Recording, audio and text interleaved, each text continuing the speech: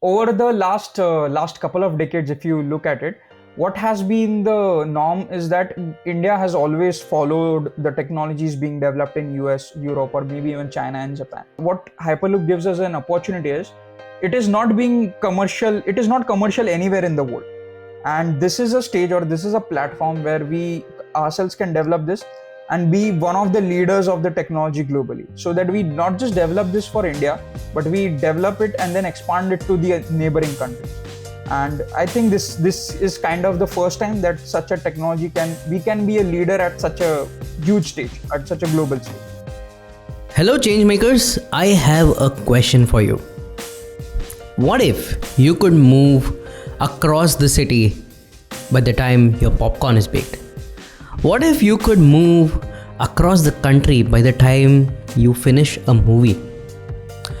What if the medicine that one needs in the dire need of time can be delivered in just minutes, not days, across the globe? Dear listeners, in the past we have had many discussions about the problems that our society faces, but also the solutions about these problems. And today, on this episode, for the first time ever, we are not discussing problems of the present, we are not discussing the past, we are discussing the possibilities of future. My name is Rohan Thakar and welcome to Being the Change, a podcast where I speak with mavericks of this society. And in this episode, I have with me the young and dynamic founder of Quintrans Hyperloop, Pranay Luniya. Quintrans is Asia's first ever Hyperloop project, which is being undertaken right here in India, and it's a proud moment for all of us to witness what could be happening in the next decade when it comes to transportation. I hope you enjoy this episode as we discuss the possibilities and how Pranay and his team are developing Quintrans to become the world's best ever Hyperloop project. Enjoy the conversation. Thank you so much, Rohan. That was an amazing introduction. And in this episode, we thought why not have some participation from you listeners. So we have a guest as well here, and the guest name is Idant Haldankar. Hi, I'm excited to be a part of this and really excited to know more from people who are working at Hyperloop. My brother himself is kind of traveling from Mumbai to Pune, and he's also excited to see how his travel journey can reduce in minutes. So, Yeah, what if I think this is as good as time travel, because by the time you are finishing your lunch, he's already there. yeah, right? So, Pranay, please tell me more about this. How did you come up with this idea? When did you begin work on this? And just to give a background for to those who are not much aware about Hyperloop, so please tell them about this as Sure. So it's a very simple story. So in my first year of engineering, I'm a mechanical engineer, by the way. So in my first year of engineering, I came across Hyperloop for one of my presentations, I guess. And at that time, just like any other typical engineer, you get fascinated by the technology. So I dived deep into it, and I realized that so a Pune Mumbai Hyperloop was being signed, and something was coming up, and I realized that Pune Mumbai could be done under 15 minutes, 20 minutes, and that is when it struck me, because being someone from Pune, I travel to Mumbai very frequently, and I realized the pain. Even with the expressway, you take 3 hours, 4 hours for that. So then I eventually like dived deep into it, started understanding the technology and all. And at that time, I came across the SpaceX Hyperloop pod competition. So this was a competition held in US by SpaceX, that is by Elon Musk himself. And then I realized that maybe this is something that we could work on. At that time, my motive was only to work as a research unit, as an engineering student who could work on the technology. So then I started a team within MIT Pune. I worked on the technologies for around three and a half years. And over those 3 years, I participated in multiple global competitions. That is SpaceX one, the one in Europe, etc. And then finally, 3 years later, I, along with my co-founders, realized the potential of the technology, and understood why India needs this, or why there's a huge impact that it can well. create in India. And this is how we started Quintrans. Superb. So you are Asia's first program for doing anything like this. Right. So again, there are like a lot of research units within universities, mostly from I'm India. sure. There was one Yeah. from Japan, I think, but Hmm. mostly within India itself. And then as a private startup, we were the first one from Asia. So there Okay. were some in US and Europe, but in Asia things were not kicking off. And Hmm. that's why we thought maybe we can begin with this. I actually thought that China would be quite ahead in this, but So they are nowhere. China were like more focused on their maglev system itself, and they were Ah, trying to go more than 500, 600 kilometer per hour. But okay. from what we understand, China is also working on something similar Hmm. as a technology, but it's within the government. Okay. So theoretically, this can go almost 1.2 times the speed of sound, right?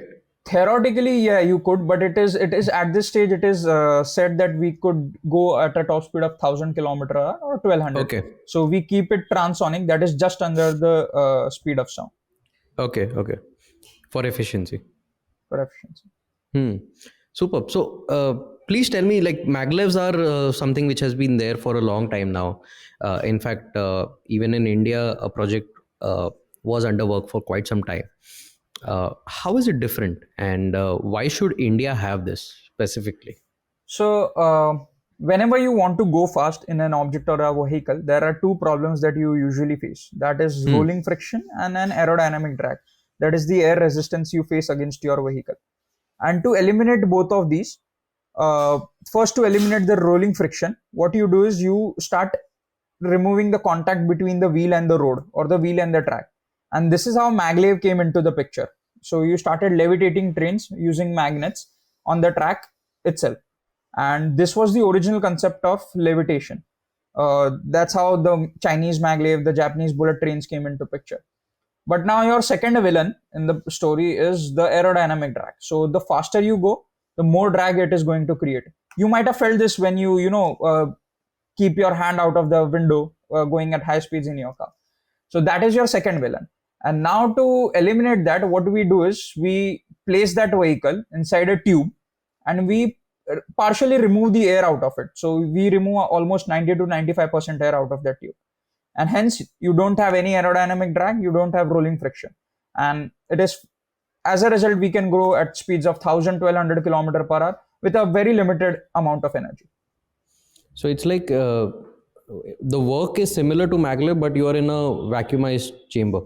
There are some dissimilarities to maglev. I mean, there are some changes done, but overall the changes are in such a way that Hmm. the hyperloop is more efficient in terms of the operational costs compared to Yeah. maglev. Hmm. Got it. I would like to know more about how did you start planning on this project, and how did you start getting people to support you one by one? Right. So initially, I think the one big huge task was to make people understand what Hyperloop is. Yeah. So that itself was a big headache for us, because Hmm. people thought that this was some kind of rocket science, and Yeah, it's right out of the comic book of a Marvel or a DC. So yeah, but the lot of the technologies already yeah. exist, and we just Hmm. have to integrate it. So Hmm. that was kind of a challenge for us to get people to understand what it is. But sooner or later we realized that what kind of people we need to tap into and who are ready to work with such technologies. Hmm. And eventually these kind of people started supporting. We realized that not just us, but there were other research units in India also who are Okay. developing this on their own. Hmm. So this kind of became something that we could push together. I And think IIT Madras was working on it, right? yeah, so IIT Madras is still working on this as a Okay. research unit. So they are working with you, or they are independently No, doing they it? are independent, but Okay. as a research unit they are kind of bringing a facility over there. Hmm. Got it. And tell me something about your team. How, like, this is something, of course, the technology in fragments have been there in the past, but you are inventing the future. So, to realize that future, how did you bring in that talent? And let's say from ground zero, from a blank canvas, what are few of the things that you thought it needs to be there on this? And how is it different? Like you said, you were a part of the SpaceX competition as well. Where like a hackathon where you are building Mhm. this. Right, right. So how is it different? So there are a couple of questions on this because I'm myself excited to know more about. Right, right. But like, how is it different in terms of functionality? And before that, let me know about how did you bring these people together to work on? So initially, when we started as a research unit, the motive was to get people who are fascinated about this together. And even though it took some time, but I got some good people around myself. And once we started working, the same 3 4 people went on to developing Quintrans. Now, eventually, in those 3 4 years, what we developed as a research unit became a kind of learnings for us on how to go on to the commercial development of this. And at the same time, now obviously, someone from Hyperloop experience or background is not very much available. So the similar kind of technologies which were available or which are supposed to be integrated in Hyperloop. So we got people from that background. So we got some people from the railways, we got some people from the aircraft industry itself, and hence he started making the entire team. Hmm. Right. And when you come to differentiate with other Hyperloop projects, unfortunately, Virgin is no longer working on it. But what can you tell about the global scenario and the progress which has been made yet? So globally, there are around 6 7 companies. Hmm. All of them have good amounts of funding, and most of them are working on their own pilot projects. Yeah. So as you mentioned, there was one passenger test carried out in Nevada, US, and similarly now larger pilot setups, 10 kilometer. One is around 5 kilometer being developed in US, around a Yeah. 3 kilometer setup being developed in Europe. So these setups will be very important for creating standardization, regulations, and Hmm. doing the safety checks required for passenger Right. movement, etc. Hmm. Hmm. And in terms of functionality, is it any different from what you're doing, or is it based on a similar layout? So overall, the concept of Hyperloop on how it works, creating the partial vacuum and levitating, it Yeah. is same for all the companies. But how do you implement it is very different. So Hmm. let me give you an example. So there is a linear motor which is used to propel the pod to go ahead. Now some companies put that motor on the pod while some companies put that motor on the track. So this is Okay. just one differentiation on how companies are trying to implement it, and it Hmm. largely depends upon their focus areas. Like what are they prioritizing? Do they prioritize speed first? Do they prioritize the cost first, or maybe Hmm. the efficiency first? So it depends again on the region as well, on what the country or the region demands. Okay. So the reason why I asked is because I'm looking at a future where it's completely interconnected. You don't have Hmm. a Western Railway or a Central Railway. You have one loop, of course, in several pipes, but it's connected globally, and you can, let's say, reach Antarctica in a matter of Hmm. minutes. Right. So, hence the question. Now, coming to its reality, how close or far are we from it? I think if being very aggressive with the timelines, everyone in the world is eyeing somewhere around the end of this decade. So by Hmm. 2030, most of the companies want to have an operational passenger hyperloop, Yeah. and maybe if not in India, somewhere in US and Europe, this might happen. But Hmm. a realistic timeline would still take around 10 years. Hmm. Okay. Something like this which has never been done before. I remember reading a lot of stuff about ISRO, how it got started. Hmm. uh, they literally carried the rocket on their cycles and lifted Hmm. it off. Similar thing happened with Mangalan as well. While we compare the budgets, which is less than a Hollywood movie, is nothing to be proud of, because we managed to do it, but we just managed to do it. Like, we could do so much more if we get the support. We get the support. So from a scientific point of view, from being a part of the scientific community, what are your thoughts about it? How is our government responding to it, to your project and to the team and global development of Hyperloop? So honestly, the US and the Europe have been a little faster in terms of implementing, in terms of acting fast Hmm. on this. But Hmm. the good thing over here is that the government of India is also acting. So they Okay. have committees in place. They are trying to understand that how Hyperloop can impact the region, how Hmm. we can implement it, how we can standardize it. and various procedures that they want to create. So one of the things that they are trying to do, which I think is really amazing, is they want to create this indigenously. So they do not Hmm. want to get foreign companies or startups into this Right. developing this for India. And I Hmm. think that is really amazing, because that gives startups like us opportunity, other startups, other student research groups also opportunity to Hmm. develop this for India itself. Hmm. Hmm. Can you go deeper on it, on how how further development is happening, and what kind of support or what kind of people have come together to uh, make this happen? Let me give you a comparison. So let's say the private space sector. Now, the private space sector currently got a new committee called as InSpacey under ISRO. So, Hmm. wherein they collaborated all the private sector startups working on the space technologies, ISRO, and other government entities. So, I think a similar committee will be set up or has to be set up for Hyperloop, wherein Hmm. everyone can work in collaboration. And I think this is something that the government is still trying to figure out on how to set up the committee, and what ministry to be put in, etc., etc. Once we have this set, then we have a brief idea of how to grow the technology, and I think the government themselves have a brief idea on how they have to progress this technology.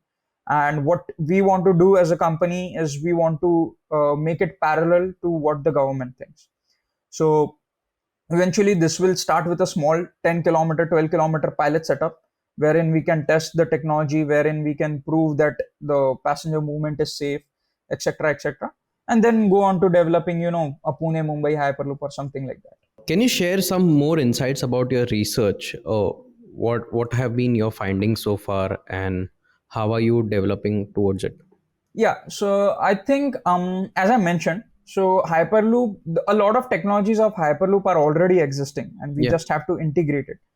But eventually, what has happened is that over the years, a lot of companies have worked on a lot of different technologies. As I mentioned, that someone is implementing it in X way, someone is Hmm. implementing it in Y way.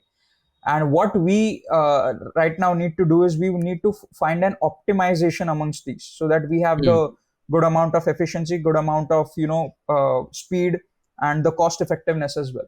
And hence, right now as a company, our focus is on to bring the overall capital expenditure, because overall there has been this thought that Hyperloop is pretty expensive to implement, Hmm. and this is something that we feel that this can be brought down, or the capital expenditure overall can be brought down even cheaper than the bullet trains or maglevs of the world. Hmm. Hmm. So as a company, our research was focused on that, and hence we started developing tubes made out of concrete rather than steel, so that Okay. the cost majorly decreases. Then the levitation that we are using, it is a hybrid levitation mechanism which uses passive as well as active routes. So in that way, you don't have What that. do you mean by that?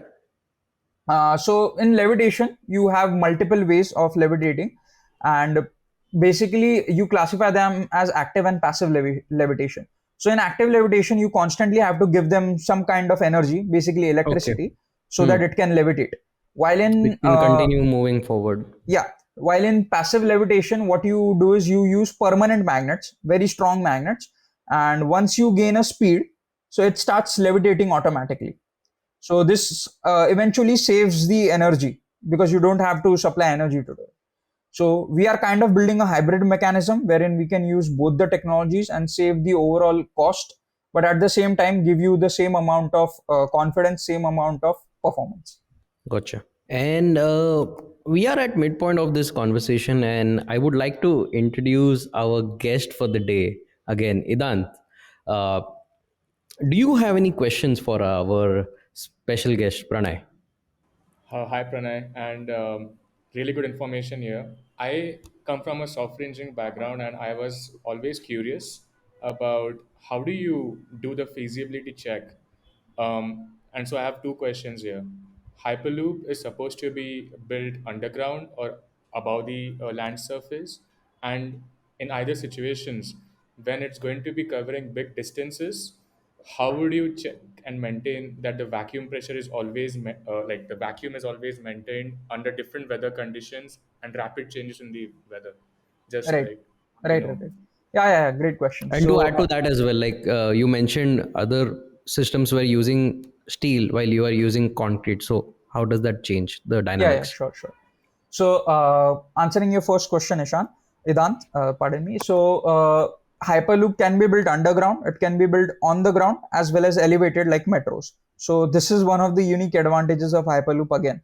So, what happens is, let's say, for a topography or for a region, you have a lot of settlements over the place. So, essentially, what you want to do is you want to go underground so you don't disturb those settlements. And in some places where you know that you have enough land available so that you can build pillars, you can build pillars. So this is the flexibility Hyperloop can give. And in a route, let's say from A to B, you can have possibilities of all three mixing together. So for some part you have underground structures, maybe you're tunneling a mountain. For the other part you have elevated pylons, and for maybe some part you have on ground structures. So this is the beauty of Hyperloop, I can say.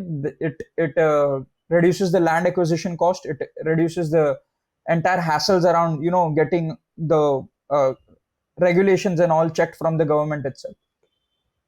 Coming on to second question, so vacuum I think is a very uh, I can say very much talked about thing about Hyperloop. A lot of people debate on how this has to happen. So what you essentially do is you have integrated vacuum infrastructure at regular intervals. So let's say you are going from a route from A to B, which is around 100 kilometers. So what you do is you have an integrated infrastructure at every 10 kilometer. Now this vacuum system is supposed to maintain the vacuum for that 10 kilometer, and the second one will maintain for the second 10 kilometer. And now you club all of these together to understand what is the overall pressure of the tube. And one more thing I'd like to add here is that you don't have to create a vacuum all the time. So what you do is you create the vacuum once, you remove, let's say, 95% air out of that tube. Now eventually there will be leaks out of it. You cannot create a perfect closed chamber, so there will be leaks out of it. But these leaks will be slow. So let's say if you have created vacuum at 95%, eventually within 3 or 4 hours that 95% will drop at 92 or maybe 91%, and then you switch on the vacuum systems again to get it up to 95, and this cycle continues. So you don't have to spend energy to go up to 95% all the time. I hope you understand that. And coming on to your point, Rohan, so concrete actually has one problem that we faced was concrete is quite porous compared to steel, and this becomes an issue with respect to vacuum, wherein creating vacuum in porous materials is very difficult. So for this, we had to develop a material, a concrete admixture from scratch, and we spent around 6 months to develop this. And we eventually landed on a material which is good enough to create around 90-95% vacuum. Hmm. Can you share some more insights about it? Like what material was it and So this how are is you? basically a concrete admixture wherein you Okay. involve a lot of different mix ratios, different chemicals, Hmm. so that you remove the pores, you remove the porosity of that material, so you get it Okay. quite thick and solid. And hence, when Hmm. you create a vacuum, you don't have air trapped inside those tube layers. So this was Right. essentially the task with the concrete mixture. Hmm. I just have one request for BMC or PMC or any other MC where they are digging metros. अब भी जो खड्डा खोदना है खोदो यार please 5 साल के बाद फिर से हाइपरलूप के लिए मत खड्डा खोद देना. Hopefully, It's a we can do it mess. elevated. Yeah. Oh yeah, that's also a Yeah, possibility. that's also possible. When you look at hyperloop, what is your vision for it? Is it intercity travel or is it intracity travel or Hi- international travel? hopefully intergalactic sometime. But Yeah. yeah, Hyperloop is majorly intercity. You Hmm. mostly cannot have intracity travel because uh, so for Hyperloop, a range of 100 to 500, 600 kilometer is the most Hmm. suitable range. You go beyond that, aircraft start to make more sense in terms of efficiency, and below Yeah. that Right. you basically have your metros, maybe, or buses or rickshaws. Correct. So this will be intercity, and let me give you a scenario. So this is Hmm. something that I think you will understand. So I stay in Pune. Now, if I have to travel to Mumbai, let's say I'm taking my own private vehicle. On any day, Yeah. I'll take around 4 hours to reach Mumbai. Yeah. and that involves the fuel amount, the toll amount, etc., etc. But the distance from Pune to Mumbai is 150 kilometer, and I take 4 hours. Keep that Hmm. in mind.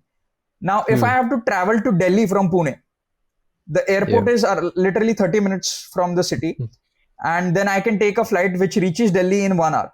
And And from two there, hours check-in. yeah, so you add maybe 2 hours check-in, but I'm Yeah. reaching Delhi in probably four and a half hours, and Delhi is 1,000 kilometers from my house. So Yeah. you understand that it is literally taking me the same time to reach Delhi compared to Mumbai, and Mumbai is so Yeah. close to me, and I don't have any option to reach Mumbai faster. So this is not just with Pune, Mumbai, but a lot of cities in India have this scenario. For example, Chennai, Hmm. Bangalore, Delhi, Chandigarh, Ahmedabad, Rajkot Yeah. are examples of this. And hence, it is very necessary that we have this kind of movement between these cities, and this can enable a lot of opportunities. So giving you another example, now over the past decade or something, we have seen a lot of rapid urbanization, wherein we have Hmm. seen tier 1 people from tier 3 cities flocking to tier 2 cities, so Yeah. that in terms of growth and job opportunities they can come and Of find course. some jobs. And what has happened is, that we cannot expand our tier 1 cities, the situation of Bangalore, the situation of Mumbai, so it becomes very difficult to expand them. But if you place Hyperloop in this scenario, what happens is, or you open opportunities wherein people can stay in these tier 3 cities and travel to those tier 2 or tier 1 Yeah. cities, and hence you save resources, you put less burden on these big cities, and Hmm. make a win-win for everyone. Yeah. That's a fair point because at the end, how much strain can a city take? It has to expand. Right, So right, I don't see corporates or other companies moving to tier two anytime soon. right. But yeah, this is a possibility. This is a Yeah. possibility. Yeah.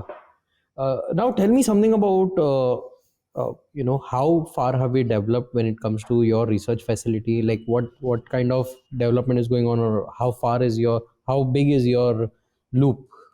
So currently, we had tested it in an open air track, wherein our major focus was to test the linear motor and the levitation itself. So these were the part of the technologies that we fixated on, or we tried and tested on. Then our major focus was to get this technology to be put inside a vacuum place. So Hmm. currently, there are three major infrastructure or major technologies that we are focusing on. That is the tube, Okay. so that we can Hmm. create vacuum; the linear motor, so that we can propel; and the pod itself. Pod is the vehicle of Hyperloop, Hmm. and this pod or the vehicle consists of the magnets used for levitation, etc. So these three are the technologies that we are focusing on, and we have developed several prototypes of linear induction motor. We have developed a couple of prototypes of the pod as well. Now that is down to some scale, but right now we are developing a full-scale concrete tube, so we can realize that what kind of vacuum it can create and what kind of vacuum Hmm. it can hold. But over the next 12 months, 12 to 18 months, our plan is to develop a 100-meter pilot setup in Pune. So in this Okay. 100-meter pilot setup, we'll be showcasing the entire all these technologies integrated together, showcasing the commercial technologies of levitation, the linear motor, the concrete tube itself, and all of them moving together. There's one more use case it came to my mind is about transportation. So it's not just about you commuting; it's also the goods, which takes days and months to travel by sea or by air. It can be done in matter of minutes. Right. So is that also an application kept in mind for our Indian counterpart? Yeah, I think goods is probably the second big option over here. So, in Hmm. fact, as a company, we are focusing first on goods, because with goods, as you start transporting goods, it is easier compared to transporting passengers, Yeah. because as soon as humans get involved, you have a lot of safety checks, have lot of Yes. regulations to be cleared. So once we start, You also need oxygen, right, in that yeah, loop. yeah, So you need a with goods, pressurized you don't cabin. need. Yeah, you need a Yeah. pressurized cabin, something very similar to Hmm. an aircraft. Hmm. So hence there are a lot of I can say obstacles to be cleared. So what you do is, you first start with cargo, you prove that cargo can be transported at all the speeds with levitating, etc., etc., and then you start developing it for the passenger itself.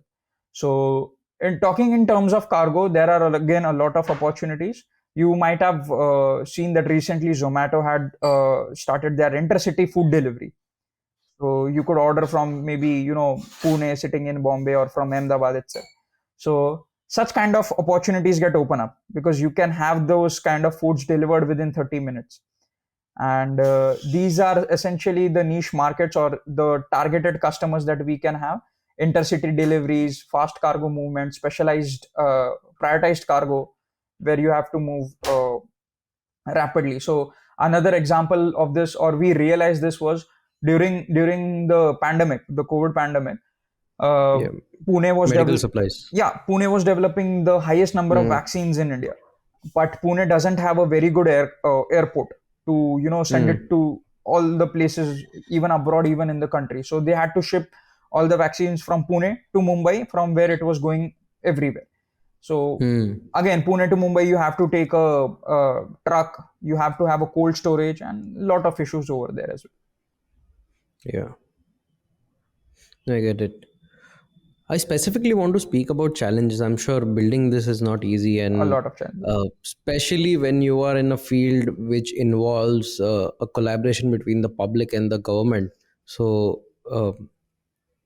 whether you want it not or not, challenges, friction, it tends to come in place. And for someone who just got out of college and developing such a big infrastructure which is futuristic, what have been your experiences as a founder so far?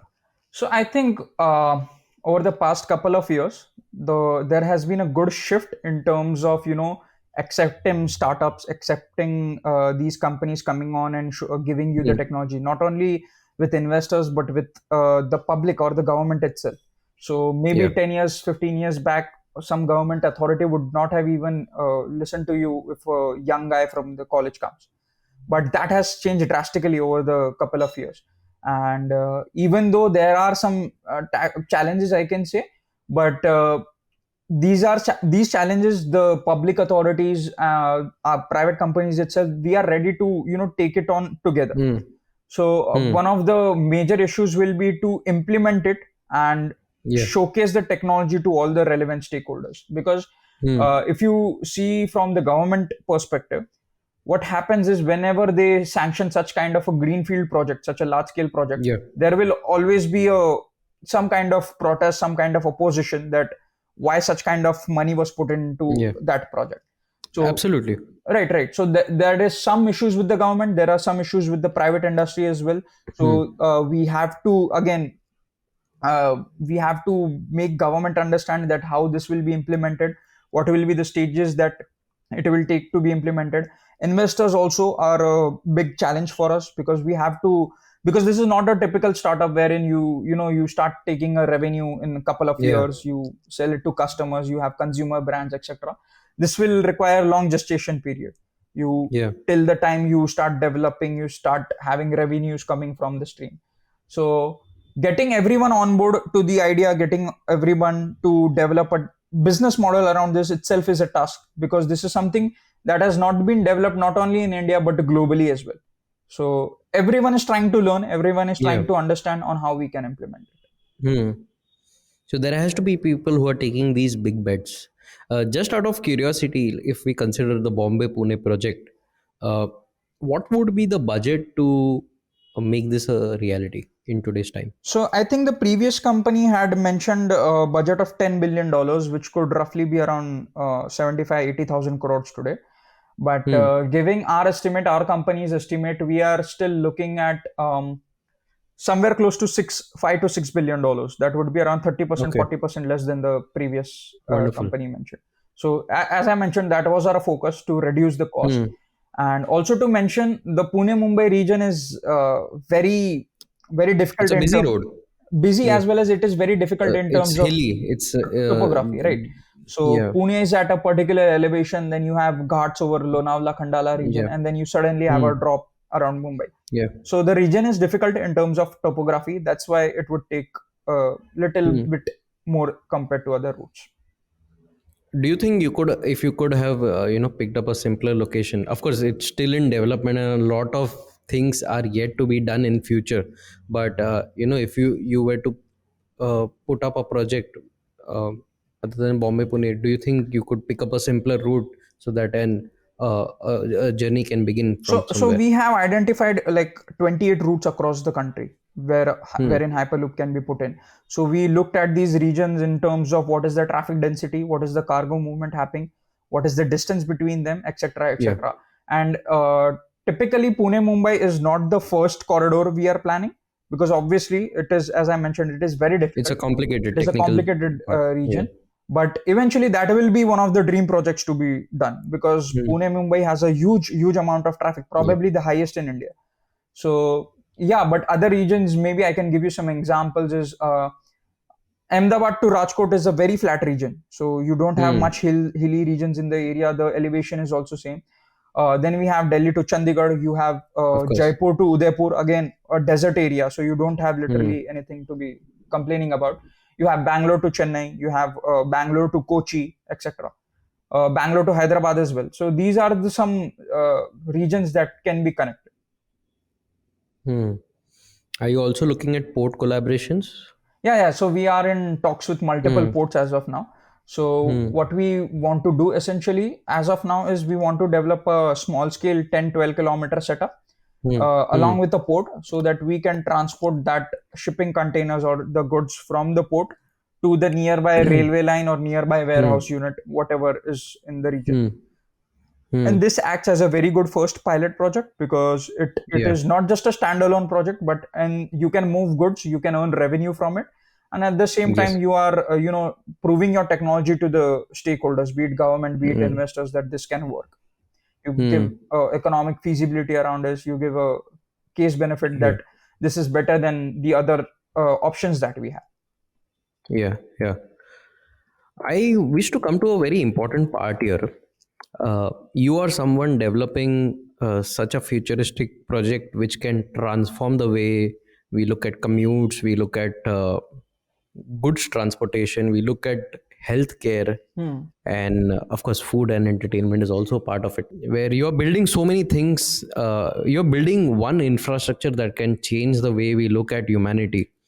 Uh, there are so many people out there who are looking at other countries for opportunities, who are looking at uh, who are not looking at India as a place to stay, place to work, place to develop.